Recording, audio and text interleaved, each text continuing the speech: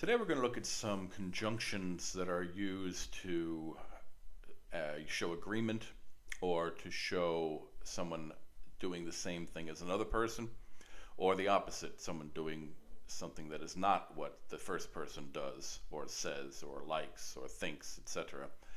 And the four words we're going to concentrate on, the most common ones used in this way, are so, to, neither or neither, and either or either. So how do we use these correctly? They can be a little confusing. So what I've done is reduced it to a bit of a mathematical formula. Let's start with the first one, which I call A equals B being positive. So A is person 1 and B is person 2.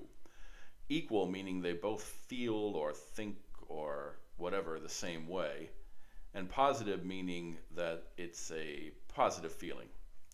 So in this first example, I have he likes pizza and so does she. You'll see that the word so comes before the verb does. Or you can also say it, he likes pizza and she does too, in which case the to is at the very end of the sentence.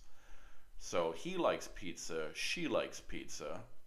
The way we say it is he likes pizza and so does she, or she likes pizza and so does he, or he likes pizza and she does too, or she likes pizza and he does too.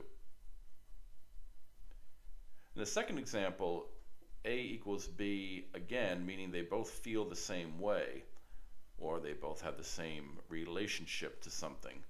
But in this case, it's negative, a negative feeling, or a negative situation.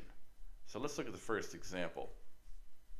He doesn't have a car, does not have a car, and neither does she, and neither has she. Both are correct. So he doesn't, she doesn't. He hasn't, she hasn't.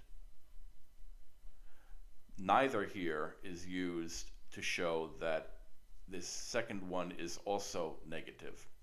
Does not, she does not. Or he doesn't have a car and she doesn't either, or and she hasn't either. So here the either goes at the end of the sentence, just like above the to goes at the end of the sentence. So he doesn't have a car and she doesn't either. Or we can use the word nor. He doesn't have a car, nor does she.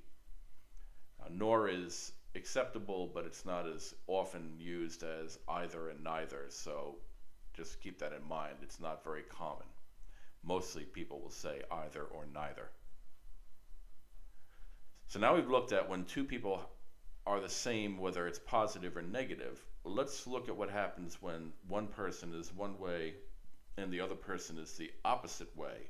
Contrast, A does not equal B in this case. Example, he likes action movies, but she doesn't. So he likes, she does not like.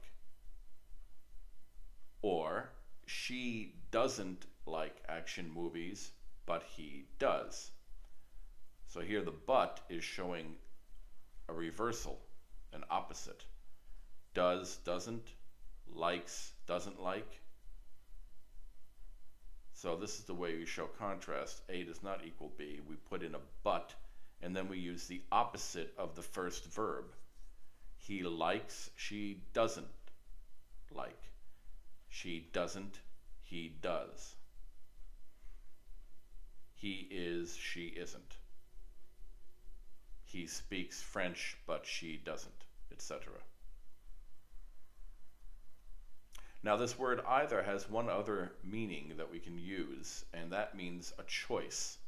So this is completely different from showing whether two things agree or disagree. Here's an example. We can go to either the Chinese restaurant or the Indian restaurant.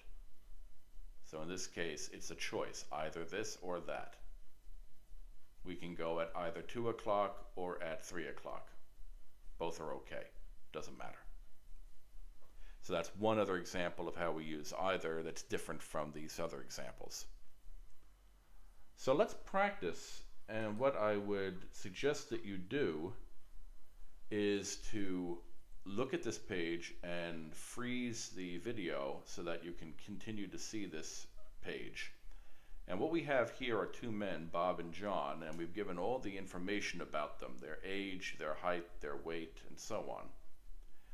And then you see a series of questions, and what you should do is put in the information for John based on this graph above, and use one of the words that we used before, so, to, either, or either. So in example number 1, Bob is 42. If you look at the top, you see John is 42. So we can say Bob is 42 and so is John. Or Bob is 42 and John is 2, T-O-O. So try to do this with all of them and complete the sentence using John and one of the 4 words that we studied earlier.